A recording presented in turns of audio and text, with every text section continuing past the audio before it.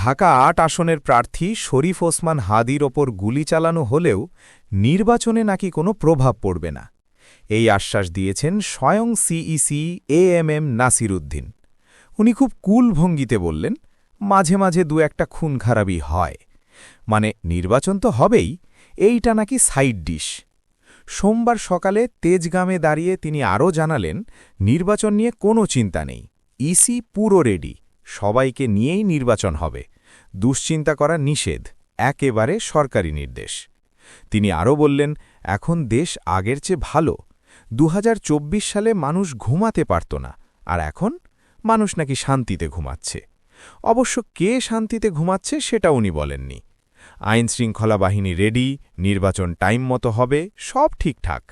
এরপর তিনি তরুণদের দিকে তাকিয়ে বললেন, নতুন বাংলাদেশের স্বপ্ন তোমাদের ওপর, মানে ভোট দাও, ইতিহাস বানাও, আর বাকিটা আমরা দেখি।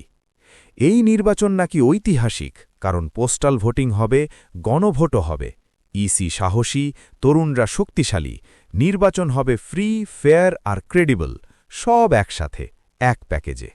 সোজা কথা, গুলি চললেও নির্বাচন চলবে, আর চিন্তা করলে সেটা তোমার ব্যক্তিগত সমস্যা।